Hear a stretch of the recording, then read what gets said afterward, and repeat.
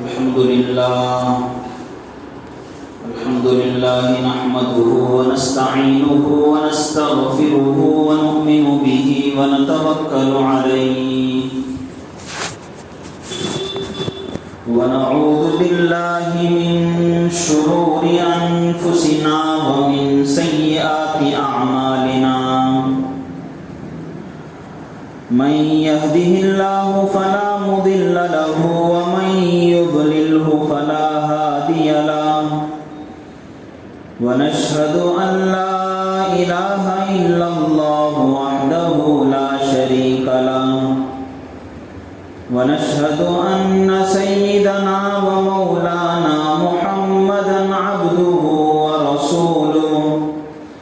أما بعد فقد قال الله تبارك وتعالى في القرآن الكريم فأعوذ بالله من الشيطان الرجيم بسم الله الرحمن الرحيم الله لا إله إلا هو الحي القيوم لا تأخذه سنة ولا نوم له ما في السماوات وما في الأرض من ذا الذي يشفع عنده إلا بإذنه يعلم ما بين أيديهم وما خلفهم ولا يحيطون بشيء من علمه إلا بما شاء وسع كرسيه السماوات والأرض ولا يؤوده حفظهما وهو العلي العظيم وقال النبي صلى الله عليه وسلم ما من عبد قال لا إله إلا الله ثم مات على ذلك دخل الجنة أو كما قال عليه الصلاة والتسليم صدق الله العظيم وصدق رسوله النبي الكريم ونحن على ذلك لمن الشاهدين والشاكرين الحمد لله رب العالمين. بزرگان محترم، عزیز بھائیوں، دوستوں، اللہ تبارک و تعالیٰ پر ایمان، اللہ تبارک و تعالیٰ کو ایک سمجھنا، اس کے توحید کے قائل ہونا، بتایا گیا تھا کہ یہ ایک بنیادی مسئلہ ہے، بنیادی عقیدہ ہے۔ مسلمان اس وقت تک مسلمان نہیں ہو سکتا جب تک کہ وہ اللہ کو اس کی ذات میں، اس کے صفات میں اور اس کے تمام کمالات میں یکتا نہ سمجھے، اللہ کو ایک سمجھے، اللہ تبارک و تعالیٰ کی جو خصوصیات اور کمالات ہیں ان میں اللہ کو ایک سمجھے، تب جا کر آدمی مسلمان بنتا ہے اور اللہ تبارک و تعالیٰ کے یہاں مسلمانوں میں اس کا نام لکھ دیا جاتا ہے۔ اللہ تبارک و تعالیٰ کے جو کمالات ہیں، خصوصیات ہیں، ان کے بارے میں گزشتہ آپ حضرات کے سامنے بات شروع کی گئی تھی کہ اللہ کا ایک کمال اور اللہ کی ایک خصوصیت اس کا معبود ہونا ہے۔ یعنی دنیا میں اگر کوئی عبادت کیے جانے کے لائق ہے، کسی کے سامنے پیشانی ٹیک سکتے ہیں، یا پھر یہ کہ اس کی پوجا اور پرستش کی جا سکتی ہو، تو وہ صرف اور صرف اللہ تبارک و تعالیٰ کی ذات ہوگی۔ اللہ کی ذات کے علاوہ اور کوئی ہستی اور کوئی ذات نہیں ہے کہ جس کے سامنے ہم اللہ تبارک و تعالیٰ کے عبادت کرنے کی طرح عبادت کریں۔ تو یہ معبود ہونا، یہ اللہ تبارک و تعالیٰ کا ایک خاص کمال ہے،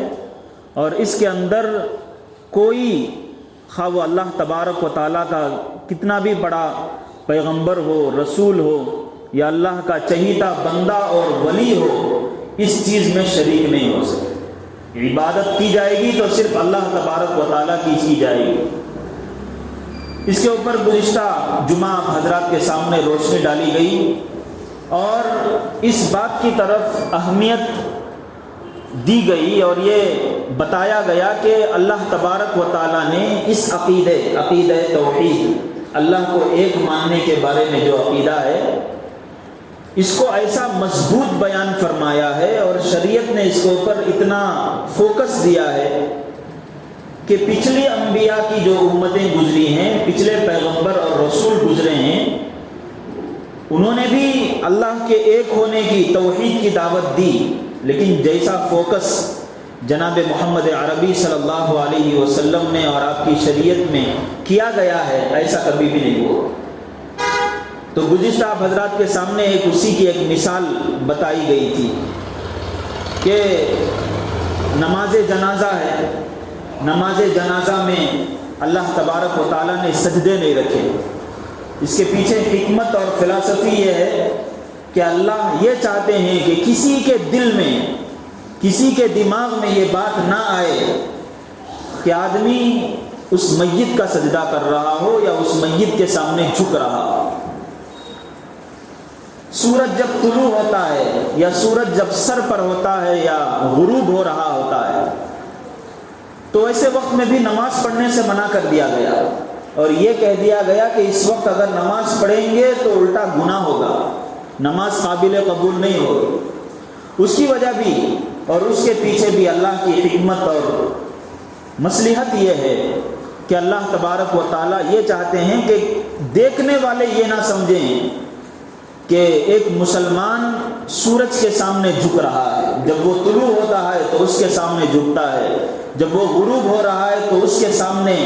اپنی پیشانی زمین پر رکھتا ہے۔ کسی کے دل میں یا خود اس عبادت کرنے والے کے دل میں یہ بات پیدا نہ ہو،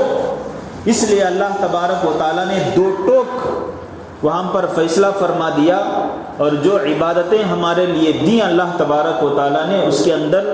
نماز جنازہ ہے تو سجدہ نہیں، اور ان 3 اوقات میں نماز پڑھنے پر اللہ نے گویا کہ پابندی لگا دی۔ تو اس سے معلوم ہوا کہ اللہ تبارک و تعالیٰ یہ چاہتے ہیں کہ بندہ توحید کے مسئلے میں، اللہ کو ایک سمجھنے کے مسئلے میں ذرہ برابر بھی اس کے اندر کمی کوتاہی نہ ہو، کہیں پر بھی یہ محسوس ہو کہ وہاں بندہ اللہ کے بجائے کسی غیر کے سامنے جھک رہا ہے یا ویسا نظر آتا ہے، تو وہیں پر راستہ روک دیا گیا۔ اور اس کی ایک مثال میں نے گزشتہ آپ حضرات کے سامنے دی تھی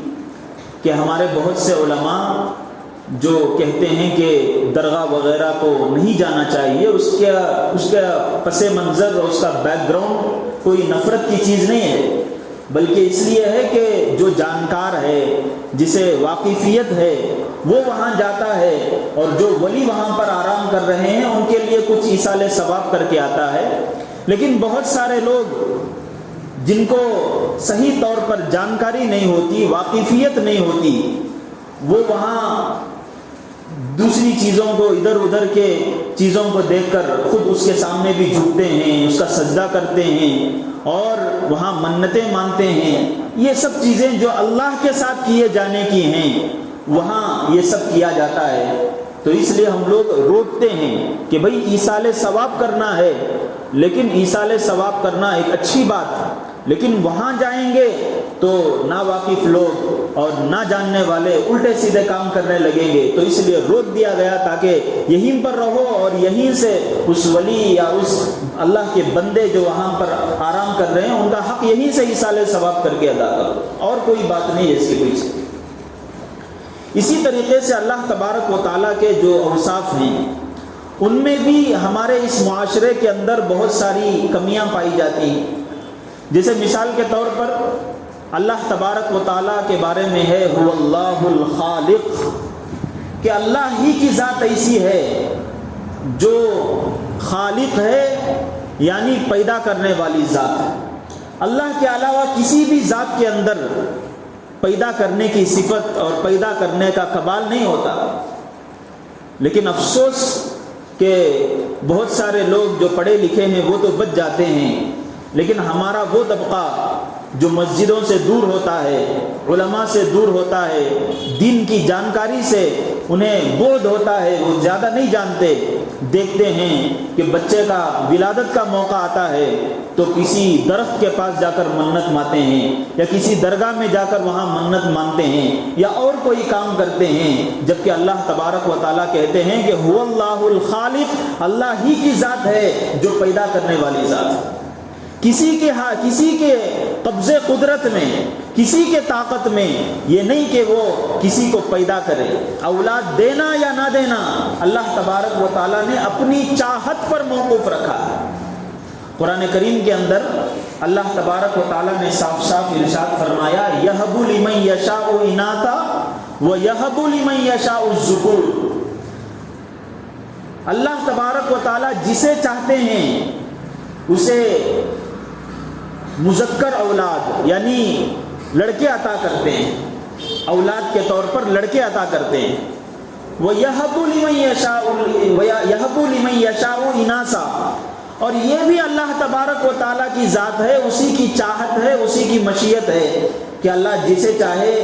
لڑکیاں عطا کر دے. اس میں کسی کا ہاتھ نہیں ہے کہ کسی خاص عورت سے نکاح کر لیے تو وہ لڑکا ہی جنے گی یا پھر وہ لڑکی ہی جنے گی، ایسی کوئی بات نہیں ہے. یہ پوری کی پوری بات اللہ تبارک و تعالیٰ کی چاہت پر مبنی ہے. عربی زبان میں یہاں یہب لمن یشاء اناثا و یہب لمن یشاء، لمن یشاء کے معنی آتے ہیں کہ جس کے لیے اللہ کی چاہت ہو. جب اللہ تبارک و تعالیٰ نے لڑکوں کا ذکر فرمایا تو وہاں پر بھی اس لفظ کا ذکر فرمایا لمن یشاء، اور جہاں لڑکیوں کا ذکر فرمایا وہاں پر بھی ایسا نہیں کہ پہلے ایک مرتبہ اللہ نے بیان کر دیا تو دوسری مرتبہ الگ سے بیان نہیں کیے، نہیں، دوبارہ پھر اس لفظ کو بیان فرمایا. اور قرآن کریم کا ایک ایک لفظ کوئی بیکار نہیں ہوتا، ہر ایک کے پیچھے کوئی نہ کوئی راز ہوتا ہے. اللہ تبارک و تعالیٰ نے بار بار ارشاد فرمایا یہب لمن یشاء اناثا یہب لمن یشاء الذکور. اللہ تبارک و تعالیٰ جسے چاہتے ہیں اولاد کے طور پر لڑکے عطا فرماتے ہیں، جسے چاہتے ہیں لڑکیاں عطا فرماتے ہیں. فرمایا او یزوجہم ذکرانا و اناثا، اور کبھی اللہ تبارک و تعالیٰ دونوں عطا کرتے ہیں. ہم دیکھتے ہیں معاشرے کے اندر کہ کسی کو صرف لڑکے بھی ہیں تو اسے بھی مایوس ہونے کی ضرورت نہیں، یہ اللہ کی چاہت ہے. کسی کو صرف لڑکیاں ہیں یہ بھی اللہ کی چاہت ہے. کسی کو اللہ نے دونوں دیے ہیں یہ بھی اللہ تبارک و تعالیٰ کی چاہت ہے. اور آگے اللہ نے فرمایا وَيَجْعَلُ مَن يَشَاءُ عَقِيمًا، اور اللہ تبارک و تعالیٰ جس عورت کو چاہے بانجھ رکھ دیتے ہیں، یعنی اللہ اسے بے اولاد رکھ دیتے ہیں، اسے اولاد عطا نہیں کرتے. یہ بھی اللہ کی چاہت ہوتی ہے، یہ بھی اللہ کی مشیت ہوتی ہے. تو لہٰذا اللہ اولاد دینا یا نہ دینا، کسی کے گھر میں اللہ کسی بچے کی پیدائش کرنا یا نہ کرنا، یہ پوری کی پوری قدرت، یہ طاقت صرف اللہ کے ذات میں ہے، اللہ کے قبضے قدرت میں ہے، کسی کے قبضے قدرت میں نہیں. اسی طرح اللہ تبارک و تعالیٰ نے اللہ کی جو خصوصیات ہیں، اللہ کے کمالات ہیں، جیسے رزق دینا،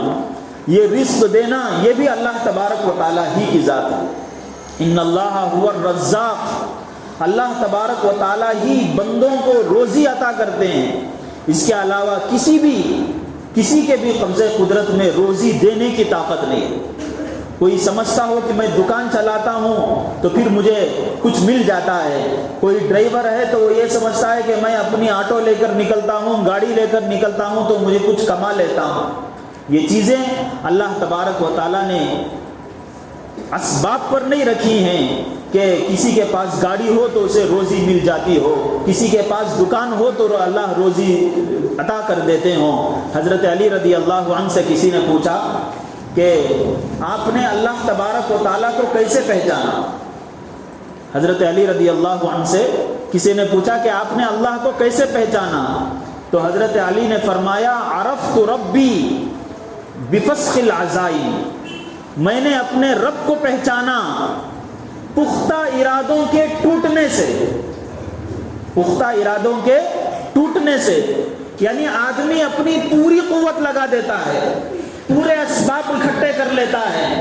और कोई भी रुकावट वहां पर नहीं होती, लेकिन अल्लाह की मशीयत नहीं होती है, अल्लाह तबारक व तआला की चाहत नहीं होती है, उसे फायदा नहीं होता, उल्टा नुकसान होता है। कोई आदमी ऐसा नहीं हो सकता, ऐसा नहीं होता कि नुकसान की जगह अपना पैसा लगाता हो। वो दुकान खरीदेगा, दुकान अपना लगाना चाहता है तो पहले स्पॉट देखता है, वहाँ उस महल्ले का सर्वे करता है कि आसपास में दुकानें हैं या इस तरह की नहीं है, वहाँ उसका डिमांड है या नहीं है, पूरी चीज़ों को, तमाम चीज़ों को देखता है। और फिर इसी तरीके से दुकान के मेयार को कि वहाँ हाई क्वालिटी का रखना है, लो क्वालिटी का रखना है, ओरिजिनल चीज़ रखनी है, डुप्लीकेट रखनी है, सेकंड रखना है, क्या रखना है, सब चीज़ों का लिहाज रखकर वो आदमी काम करता है। लेकिन तमाम असबाब को इकट्ठा करने के बावजूद चूंकि अल्लाह तबारक व तआला की चाहत नहीं होती, वहाँ पर उसे फ़ायदा नहीं होता, उल्टा नुकसान हो जाता है। तो हज़रत अली रदी अल्लाह अन्हु ने फरमाया कि बंदा अपना सब कुछ उसके पीछे लगा देता है लेकिन तब भी उसे कुछ हासिल नहीं होता। इससे मैंने अल्लाह को पहचाना कि जब तक अल्लाह की मर्जी वहां पर शामिल नहीं होती, इंसान अपने जी जान से कुछ भी कर ले उसे कुछ फायदा नहीं होगा। तो किसी चीज के अंदर फायदा या किसी चीज के अंदर नुकसान का पैदा करना अल्लाह तबारक व तआला ही के हाथ में है, अल्लाह के अलावा किसी के हाथ में नहीं है। हम लोग जब किसी दुकान के अंदर कभी नुकसान हो जाता है या फिर ये कि कोई और चीज़ वहाँ दिख जाती है तो हम लोग दुकान के बारे में बदफाली लेते हैं, बदशुगनी लेते हैं कि ये चीज़ हमें सेट नहीं हुई है या मकाम हमें सेट नहीं हुआ या जिस दिन हमने ओपनिंग की दुकान वो दिन ठीक नहीं था या फिर ये कि इस दुकान का दरवाज़ा इस तरफ है। भाइयों, ये सब चीज़ें ऐसी हैं कि अल्लाह तबारक व तआला से दूर दूर से इसका कोई ताल्लुक नहीं है, इस्लाम से इसका दूर दूर से कोई ताल्लुक नहीं। अल्लाह के नबी अलैहिस्सलातु वस्सलाम ने इरशाद फरमाया, ला अदवा वला तियारता वला हामता वला सफर, कि बीमारी जो एक से दूसरे को लगती है, ये बीमारी के अंदर कोई चीज़ नहीं होती कि वो यहाँ से वहाँ लगती हो, अल्लाह के हाथ में होता है, अल्लाह की मशीयत होती है तो इधर से उधर मुंतकिल होती है। वला तियारता, इसी तरह किसी चीज़ के अंदर कोई बुराई नहीं होती, बदफाली नहीं होती कि दरवाज़ा इधर हो तो फ़ायदा होगा या फिर इस दिन अगर काम शुरू करेंगे तो ये फ़ायदा होगा। ये सब चीज़ें अल्लाह तबारक व तआला ने इसके अंदर नफ़ा और नुकसान नहीं रखा है, नफ़ा और नुकसान का मालिक सिर्फ अल्लाह तबारक व तआला है। घर उमूमन बनाते हैं तो गैरों के अंदर वास्तु का मसला है, वो वास्तु के हिसाब से अपने घर को बनाते हैं, लेकिन अफसोस ये देखने में मिलता है कि हम लोग मुसलमान होने के नाते समझना ये चाहिए था कि नफ़े का मालिक अल्लाह तबारक व तआला हैं, नुकसान के मालिक अल्लाह तबारक व तआला हैं। लेकिन बहुत सारे लोग किराए पर घर लेने के लिए जाते हैं या अपना मकान बनाते हैं तो देखते हैं कि उसकी दहलीज किधर है, उसका दरवाज़ा किधर है, सूरज की रोशनी ठीक से आ रही है या नहीं आ रही है, किचन और रूम दूर दूर है या करीब करीब है। जो उसूल है वास्तु के, उन सब चीज़ों को देखकर ये करते हैं। हालांकि अल्लाह तबारक व तआला ने साफ साफ कुरान करीम के अंदर इरशाद फरमाया, अम्मन युजीबुल मुस्तर्रा इदा दआ व यक्शिफुस सू, कि अल्लाह के अलावा और हो ही कौन सकता है जो किसी तकलीफ वाले आदमी, किसी मुसीबत ज़दा आदमी, किसी परेशान हाल आदमी से परेशानी को दूर कर सकता हो। अल्लाह के अलावा कौन हो सकता है? किसी को कभी नुकसान का सामना करना पड़ता हो या किसी को फायदा पहुंचना होता हो तो इसके पीछे भी अल्लाह के अलावा कौन हस्ती होती है? अल्लाह तबारक व तआला ने चैलेंज के तौर पर फरमाया इलाहु मअल्लाह, क्या ये काम करने वाले अल्लाह के अलावा और कोई होता है? अल्लाह के अलावा और किसी जात के अंदर ये चीज़ नहीं होती। घरों को इधर उधर बना लेना या अपने दरवाज़ों को या अपने दहलीज को इधर उधर करने से कोई चीज़ नहीं होती, बल्कि उसके अंदर नेक काम करने की वजह से अल्लाह तबारक व तआला बरकत देते हैं। कुरान करीम के अंदर अल्लाह तबारक व तआला ने इरशाद फरमाया कि इंसानों पर, लोगों पर, मुसलमानों का भी तज़किरा नहीं फरमाया। कुरान का एक एक लफ्ज़, कुरान का एक एक हर्फ अपने अंदर मानी के ख़जाने रखता है। एक लफ्ज़ भी अल्लाह तबारक व तआला वहाँ बदल रहे हैं तो उसके पीछे بہت بڑی حقیقت ہوتی ہے جس کو سمجھنے کی ضرورت پڑتی ہے۔ اللہ تبارک و تعالیٰ نے ایک جگہ ارشاد فرمایا کہ لوگوں پر جو مصیبتیں آتی ہیں، جو پریشانیاں آتی ہیں، یہ اس وجہ سے آتی ہیں کہ ان کے کام اللہ تبارک و تعالیٰ کے نزدیک اچھے نہیں ہوتے۔ آدمی سمجھ رہا ہوتا ہے کہ میں اچھے کام کر رہا ہوں، لیکن در حقیقت شریعت کے مطابق نہیں ہوتے، سنت کے مطابق نہیں ہوتے۔ اس لیے اللہ تبارک و تعالیٰ کہتے ہیں کہ اس کی وجہ سے مصیبت آتی ہے، لیکن بندہ سمجھتا نہیں۔ نفع اور نقصان کا مالک اللہ ہے۔ کسی گھر کو کسی واستو کے برابر بنانے سے کوئی فائدہ نہیں ہوتا۔ اسی طرح گھر میں ایک اور ایک چیز نفع اور نقصان کے اوپر بتا رہا ہوں، اور ایک چیز ہوتی ہے کہ گھر میں نکاح کر کے لاتے ہیں، نکاح کر کے بہو گھر میں آتی ہے۔ اب وہاں اللہ تبارک و تعالیٰ کی تقدیر سے گھر میں کوئی کام ٹھپ پڑ گیا یا کوئی مصیبت آ گئی تو فوراً ذہن اسی طرف آتا ہے، اسی طرف جاتا ہے کہ اس عورت کے پیر رکھنے کی وجہ سے ہمارے گھر کے اندر یہ برائی آئی۔ حالانکہ آدمی یہ نہیں سوچتا کہ نکاح کے وقت رسول اللہ صلی اللہ علیہ وسلم کی کتنی تعلیمات کو میں نے ٹھکرایا، اللہ تبارک و تعالیٰ کو میں نے کتنا ناراض کیا، اس طرف اس کی توجہ نہیں ہوتی۔ نکاح کے موقع پر اپنے رشتہ داروں کو، دوستوں کو، یہاں تک کہ ایسے لوگوں کو دعوت دینے کے لیے جاتے ہیں جن سے کبھی بہت بڑی لڑائی ہو گئی ہوتی ہے، ایک دوسرے کا چہرہ دیکھنا پسند نہیں کرتے، لیکن نکاح کا موقع آتا ہے تو ایک دوسرے سے یہ بات گھر میں کہہ لیتے ہیں کہ چلو بھائی ایک موقع آ گیا ہے، شادی کا موقع ہے، بلا لیتے ہیں، اپنی تمام ناراضگیوں کو اندر رکھ دیتے ہیں، لیکن اللہ تبارک و تعالیٰ کی ناراضگی کو مول لیتے ہیں۔ جہیز کا موقع یا پھر اسی طریقے سے غلط سلط مطالبے کو سامنے رکھ کر، یا پھر یہ کہ سادگی سے ہٹ کر، یا پھر یہ کہ اور گناہ مخلوط دعوتوں کو سامنے رکھ کر، اور ایسے رسم و رواج کو وہاں پر لا کر جس کا اسلام کے ساتھ کوئی تعلق نہیں، اللہ کو پے در پہ مسلسل ناراض کرتے رہتے ہیں، اور وہ نوشا اور وہ دلہا کبھی نمازیں نہیں پڑھتا رہتا ہے، یہ سب کچھ ہوتا ہے، لیکن اس طرف توجہ نہیں ہوتی، صرف یہ دیکھتے ہیں کہ وہ لڑکی ہمارے گھر کے اندر قدم رکھ دی ہے، اس وجہ سے گھر کا کام کاج پورا ٹھپ پڑ گیا۔ یہ اسلام سے اس کا کوئی تعلق نہیں ہے۔ اللہ کے نبی علیہ الصلوۃ والسلام نے ان تمام چیزوں کو ختم فرمایا، صاف ارشاد فرمایا ولا طیرتا، کہ بدشگونی اسلام کے اندر ہے ہی نہیں، کسی چیز کے اندر نحوست ہوتی ہی نہیں، کسی دن کے اندر، کسی زمانے کے اندر، کسی گھر کے اندر، کسی عورت کے اندر۔ عورت کا بھی اللہ کے نبی نے ذکر فرمایا کہ عورت کے اندر بھی نحوست نہیں ہوتی، نحوست ہوتی ہے تو انسان کے اعمال کی وجہ سے ہوتی ہے۔ یہ آدمی صحیح عمل کرتا ہے، اللہ کی رضا ہوتی ہے، اللہ کی خوشنودی ہوتی ہے، رحمت بھری نگاہ اللہ کی پڑتی ہے تو وہ چمک جاتا ہے، لیکن اللہ کی ناراضگی کا کام کرتا ہے تو اس کی وجہ سے بے برکتی آتی ہے، لعنت ہوتی ہے۔ لیکن انسان فوراً اس کی توجہ، فوراً اس کی نگاہ اس طرف جاتی ہے کہ نفع مجھے اس وجہ سے ہوا، نقصان مجھے اس وجہ سے ہوا، جبکہ یہ سب چیزیں ایسی ہیں جو توحید کے خلاف ہیں، اسلام کے خلاف ہیں۔ جب کوئی آدمی اللہ تبارک و تعالیٰ کو ایک مان لیتا ہے، ابھی خطبے میں نے آیت الکرسی پڑھی، آیت الکرسی کے اندر بھی اللہ تبارک و تعالیٰ کے اوصاف بیان کیے گئے، اللہ لا الہ الا ہو، کہ اللہ کی ذات وہ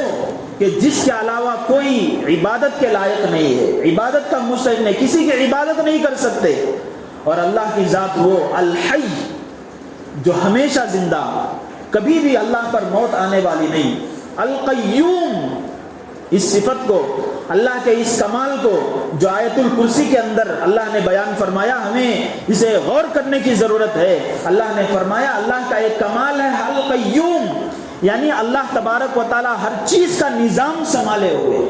کسی غیر کے ہاتھ میں نظام نہیں ہے، یہاں تک کہ جنات کے اثرات ہوں یا پھر یہ کہ کوئی جادو کرتا ہو، جب تک اللہ کی مشیت وہاں نہیں ہوتی، کسی کے اندر کسی بندے کو نقصان پہنچانے کی طاقت نہیں ہوتی۔ تو ہم مسلمان جب اللہ تبارک و تعالیٰ کو ایک مانتے ہیں تو اللہ کی ذات کو بھی ہمیں ایک ماننا ہے کہ اللہ ایک ہی ہے، اسی کے ساتھ ساتھ اللہ تبارک و تعالیٰ کے جتنے اوصاف ہیں ان میں اللہ کے جو خاص کمالات ہیں ان میں بھی ہمیں اللہ کو ایک ماننا ہے۔ یہ ہے عقیدے سے تعلق، توحید کا وہ حصہ جس کا تعلق عقیدے سے ہے۔ اس کے ساتھ ساتھ توحید کا ایک وہ حصہ بھی ہے جس کا تعلق آدمی کے عمل سے ہے۔ آدمی دل سے تو مان رہا ہے کہ اللہ ہی دینے والا ہے، اللہ ہی مالک ہے، اللہ ہی خالق ہے، لیکن اس کا عمل، اس کا کام اس کے خلاف چلا جاتا ہے تو وہ بھی اللہ کے یہاں قابل قبول نہیں ہے، اللہ اس چیز کو پسند نہیں کرتے۔ جیسے مثال کے طور پر کبھی ہوتا یہ ہے کہ کوئی نافرمان بیٹا اپنے باپ کے ساتھ کوئی گستاخانہ معاملہ کر دیتا ہو، اس کی بے ادبی کر دیتا ہو، اپنے باپ کو کچھ گالی گلوچ کر دیتا ہو، تو لوگ ڈانٹتے ہوئے، اسے برا بھلا کہتے ہوئے یہ لفظ استعمال کرتے ہیں، ایک جملہ استعمال کرتے ہیں، ارے بھائی یہ تیرا باپ ہے، تو اس کی بے ادبی کر رہا ہے، اسے تو گالیاں دے رہا ہے، یہ تیرا باپ ہے۔ یہاں آپ غور کریں کہ وہ بیٹا اس سے بہتر جانتا ہے کہ یہ میرا باپ ہے، لیکن باپ کے تقاضوں کو پورا نہیں کیا، اس وجہ سے اسے یاد دلانا پڑتا ہے کہ یہ تیرا باپ ہے۔ باپ کا تقاضا یہ تھا اور اپنے والد کا تقاضا یہ تھا کہ اس کی تعظیم کرتے، اس کی توقیر کرتے، اس کے ساتھ حسن سلوک کا معاملہ کرتے، اس کے ساتھ برا سلوک نہیں کرتے، لیکن اس کے خلاف جیسے ہی کام ہوا لوگ اسے ڈانٹتے ہیں اور اسے یاد دلاتے ہیں، یہ کون معلوم، یہ تیرا باپ ہے، حالانکہ وہ جانتا ہے۔ اسی طریقے سے اللہ تبارک و تعالیٰ بھی قرآن کریم کے اندر یاد دلاتے ہیں کہ ہم لوگ جب ایمان لا چکے ہیں تو جو عقیدے کا حصہ ہے ہم نے دل سے مان لیا، ہم جانتے ہیں، اتنا کافی نہیں ہے، عمل سے بھی اس کا ثبوت دینا چاہیے۔ فرمایا یا ایھا الذین آمنوا آمنوا باللہ، غیروں سے خطاب نہیں فرمایا، اللہ نے فرمایا یا ایھا الذین آمنوا، اے ایمان والو، ایمان والا یعنی جو اللہ کو مان لیا کہ ہاں اللہ ہے اور اللہ کے رسول کو مان لیا، ایمان کی قبیل سے جس کو ہم ایمان مفصل میں پڑھتے ہیں، سب کو مان لیا، پھر اللہ تبارک و تعالیٰ کہتے ہیں آمنوا باللہ ورسولہ، دوبارہ ایمان لاؤ۔ یہ ایمان لاؤ سے مطلب یہ نہیں کہ وہ نہیں جانتا ہے، بلکہ یہ ہے کہ عمل سے بھی اس کا ثبوت دو۔ صرف یقین رکھنا اپنے دل کے اندر یا زبان سے کہہ لینا کہ اللہ ایک ہے، اللہ خالق ہے، اللہ رازق ہے، اللہ مالک ہے، اتنا کافی نہیں، عمل سے ثبوت دینے کی ضرورت ہے۔ یہ توحید کا عملی حصہ ہے، یہ چیزیں اپنے دل کے اندر پیدا کرنے کی ضرورت ہے۔ ایک ایک کام جب آدمی کرتا ہے تو اسے ایگزامائن کرنا پڑتا ہے، یہ کام میں کر رہا ہوں، یہ بات مجھے پیش آئی، میں مسلمان ہونے کے ناطے اس کے اوپر مجھے کیا ری ایکشن دینا ہے۔ جیسے ہم ایک دکان چلاتا ہے کوئی آدمی تو اس دکان کا پورا جائزہ لیتا ہے، مہینہ ہوا یا ہفتے میں جیسے اس کے دکان کا نظام رہتا ہے، اس ہفتے یہ چیزیں آئیں، یہ چیزیں گئیں، اتنا نفع ہوا، اتنا میرا یہ سرمایہ ہے، کیپٹل اماؤنٹ ہے، اس کے اوپر مجھے اتنا پروفٹ ہوا ہے، یہ سب چیزیں دیکھتا ہے۔ اسی طریقے سے ایمان کے سلسلے میں بھی آدمی کو چوکنا رہنا پڑتا ہے کہ وہ اپنے ایمان کا بھی جائزہ لیتے رہے۔ جس طرح دکان اس کی طرف توجہ آدمی کی ہٹ جائے تو دکان نقصان میں چلا جاتا ہے، ایمان بھی ایسی چیز ہے کہ اس کی طرف توجہ ذرے بھی ہٹ جائے تو آدمی کا یہ کہ ایمان ایسے ہوتا ہے کہ اس کے اندر پھسپھسا پن آ جاتا ہے، وہ کسی لائق نہیں ہوتا۔ جیسے ایک شیر ہے، ایک زندہ شیر، وہ آ جائے مثال کے طور پر یہاں، ہم سب لوگ بھاگ جائیں گے، کوئی وہاں اسے کھڑے ہو کر اسے دیکھتا بھی نہیں، بھاگ جائے گا جہاں راستہ ملے اسے۔ لیکن وہی اگر کوئی ایسا شیر لے کر آ جائے جو بس ایک گڑا ہو، ایک ڈال ٹائپ ہو، روئی اس کے اندر بھری ہوئی ہو، دکھنے میں تو شیر ہے، رنگ اس کا شیر کی طرح ہے، سائز اس کا شیر کی طرح ہے، لیکن اس کے اندر روح نہیں ہے، چھوٹا سا چھوٹا بچہ بھی اسے لات مار دے۔ آج مسلمانوں کے ایمان کی کمزوری کی مثال یہی ہے کہ آج ہم بس ایک شکل بنے ہوئے ہیں، ایک صورت بنے ہوئے ہیں، توحید کا جو عملی پہلو ہے جیسے ہونا چاہیے اس طرف ہماری توجہ نہیں گئی، اس وجہ سے چھوٹے سے چھوٹی چیز بھی، چھوٹی سے چھوٹی مخلوق بھی ہم مسلمانوں کے خلاف کھڑی ہوئی۔ تو بھائیوں، میں یہ بتا رہا تھا کہ توحید کا ایک پہلو ہوتا ہے عقیدے سے متعلق، وہ ہمارے دل میں ہے، لیکن توحید کا وہ پہلو جو عمل سے متعلق ہے کہ فوراً کوئی بات پیش آ جائے اس پر ری ایکشن لینے سے پہلے اللہ کا استحضار ہو۔ ہمارے گھر میں کوئی مصیبت آئی، آدمی کے دل میں یہ بات ہو کہ یہ چیز کسی غیر کی وجہ سے نہیں آئی ہے، یہ چیز اللہ نے چیز بھیجی ہے، اس کا دل مطمئن ہو، اسے اللہ تبارک و تعالیٰ کی دی ہوئی چیز کہہ کر وہاں دیکھے آدمی کہ میرے اعمال کیسے ہیں، کیا کرنے کی وجہ سے ایسی یہ چیز پیش آئی ہے. اس چیز کو جب آدمی نمٹتا ہے، ڈیل کرتا ہے، جب جا کر وہ صحیح مسلمانی کی زندگی گزار سکتا ہے. ورنہ صرف کلمہ پڑھ لینے سے، مسلمانوں کا نام رکھ لینے سے، مسجد کے اندر آ جانے سے بھی وہ چیزیں پیدا نہیں ہو سکتی جو ایک صحیح مومن اور صحیح مسلمان کے اندر پیدا ہو سکتی. اللہ تبارک و تعالیٰ سے دعا ہے کہ اللہ تبارک و تعالیٰ ان کہی ہوئی باتوں پر مجھے بھی عمل کرنے کی توفیق عطا فرمائیں، اور آپ حضرات کو بھی اس پر غور و فکر کرنے اور عمل کرنے کی توفیق عطا فرمائیں.